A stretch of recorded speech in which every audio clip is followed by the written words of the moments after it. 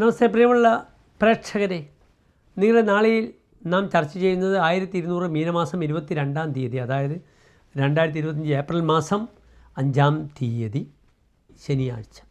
നാളെ ശനിയാഴ്ചത്തെ തൃശ്ശൂർ സൂര്യോദയം കാലത്ത് 6:23 അസ്തമയം വൈകിട്ട് 6:32 നാളത്തെ ശനിയാഴ്ചത്തെ രാഹുകാലം നിങ്ങൾക്ക് ഏവർക്കും സുപരിചിതമാണ്. കാലത്ത് 9 മണി മുതൽ 10:30 വരെയുള്ള 1.5 മണിക്കൂർ ദൈർഘ്യ സമയമാകുന്നു രാഹുകാലം. നാളത്തെ നക്ഷത്രം പുണർദം നക്ഷത്രമാകുന്നു, പുനർവസു നക്ഷത്രമാകുന്നു. വെളുത്തപക്ഷത്തിലെ പുനർവസു പുണർദം വളരെ ഗുണമാണ്. നമ്മൾ ശുഭകാര്യങ്ങൾക്കായി പുണർദം നക്ഷത്രത്തെ സ്വീകരിക്കാറുണ്ട്. നാളത്തെ തിഥി അത്ര കണ്ട് ഗുണമുള്ള തിഥിയല്ല. എന്താണ് നാളത്തെ തിഥി? നാളെ വെളുത്തപക്ഷത്തിലെ അഷ്ടമി തിഥിയാകുന്നു. തിഥി ദുർബലമാണ്. സാധാരണ ദുർബലമായ തിഥികളാണ് ചതുർത്ഥി 4-ാം തിഥി, നവമി 9-ാം തിഥി, അപ്രകാരം ചതുർദശി 14-ാം തിഥി. അപ്രകാരം ദുർബലമായ തിഥി തന്നെയാണ് അഷ്ടമി തിഥി, 8-ാമത്തെ തിഥി. അത് കറുത്തപക്ഷത്തിലേതായാലും വെളുത്തപക്ഷത്തിലേതായാലും തിഥി മേൽപ്പറഞ്ഞ തിഥികളൊന്നും ഗുണമല്ല. തിഥി സമ്പത്തിനെ സൂചിപ്പിക്കുന്നു. ഭൂരിശ്രീ വിഭവ തിഥി ശ്രവണത. തിഥി കേൾക്കുമ്പോൾ തന്നെ വളരെയധികം സമ്പത്തിനെയാണ് ഉണ്ടാക്കുന്നത്. അതിനാൽ സാമ്പത്തികമായ ഇടപെടലുകൾക്ക് നാളത്തെ ദിനം അത്ര ശുഭകരമായി കാണുന്നില്ല. മറ്റ് വിഷയങ്ങൾക്കൊക്കെ തന്നെ പുണർദം നക്ഷത്രം നിങ്ങൾക്ക് സ്വീകരിക്കാവുന്നതാണ്.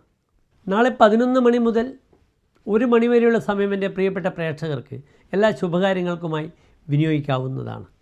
വളരെ അനുകൂലമാണ് ആ ഒരു സമയം. മക്കളുടെ പഠന വിഷയമായാലും യാത്രാ വിഷയമായാലും ഒക്കെ തന്നെ നാളത്തെ ഈ വെളുത്തപക്ഷത്തിലെ പുണർദം നക്ഷത്രം നിങ്ങൾക്ക് ശുഭകാര്യങ്ങൾക്കായി സ്വീകരിക്കാവുന്നതാണ്. നാളത്തെ മറ്റൊരു പ്രത്യേകത, നാളെ നക്ഷത്രം ശ്രീരാമസ്വാമിയുടെ നക്ഷത്രമാണ്. നാളെ അഷ്ടമിയാണ്, പക്ഷേ മറ്റന്നാൾ ശ്രീരാമ നവമിയാണ് വരുന്നത്.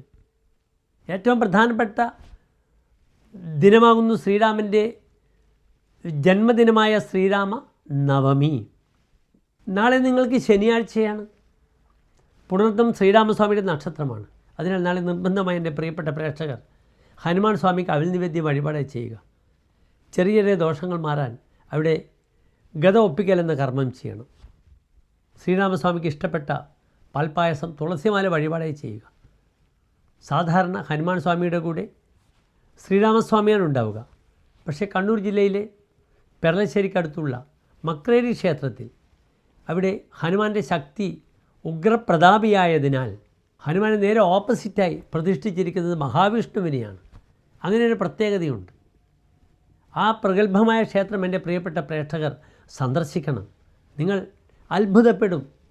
ദക്ഷിണാമൂർത്തി സ്വാമി അവിടെയായിരുന്നു ഒരു വൃക്ഷത്തിൽ ഹനുമാൻ സ്വാമിയെ ദർശനം അദ്ദേഹത്തിന് ലഭിക്കുന്നത്.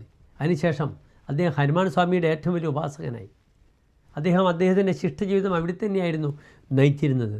തൻ്റെ എല്ലാ ട്രോഫികളും റിവാർഡുകളും പുരസ്കാരങ്ങളും അംഗീകാരങ്ങളും ഒക്കെ തന്നെ അദ്ദേഹം അവിടെ സമർപ്പിച്ചു. ഇന്ന് വലിയൊരു ഗാലറിയാണത്. വലിയ അനുഭവമാണ്. എൻ്റെ പ്രിയപ്പെട്ട പ്രേക്ഷകർ പോകണം. മക്രേരി ഹനുമാൻ ക്ഷേത്രം. അപ്രകാരം തന്നെ വിദ്യാരംഭത്തിന് ഏറ്റവും അനുകൂലമായി അക്ഷരത്തിന് ഇരുത്തുന്ന കേരളത്തിലെ ഒരു ഏറ്റവും വലിയ ക്ഷേത്രമായി മക്രേരി അമ്പലം മാറിയിരിക്കുന്നു. അക്ഷരം വിപ്രഹസ്തേന എന്നാണ് പറയുക. പഴയകാലത്ത് ബ്രാഹ്മണൻ്റെ കൈകൊണ്ട് അക്ഷരാഭ്യാസം വാങ്ങണമെന്നാണ്. ഇന്ന് അതിൽ ബ്രാഹ്മണനോ വൈദ്യനോ ശൂദ്രനോ ക്ഷത്രിയനോ എന്നൊന്നുമില്ല. അറിവുള്ളവരിൽ നിന്നും അക്ഷരം സ്വീകരിക്കാം. അതിനാൽ നാളത്തെ പ്രാർത്ഥനകൾ മേൽപ്പറഞ്ഞ ക്ഷേത്ര സങ്കേതങ്ങളിൽ ചെയ്യുക. ഓം ഹം ഹനുമതേ നമഃ അതിശക്തമായ മന്ത്രമാകുന്നു. ഓം ഹം ഹനുമതേ നമഃ. ഈ ഒരു വഴിപാടുകൾ നിങ്ങൾക്ക് ചെയ്യാവുന്നതാണ്. എല്ലാ പ്രിയപ്പെട്ട പ്രേക്ഷകർക്കും ഒരു ശോഭനമായ നല്ലൊരു നാളെ പ്രാർത്ഥിക്കുന്നു. നന്ദി, നമസ്കാരം.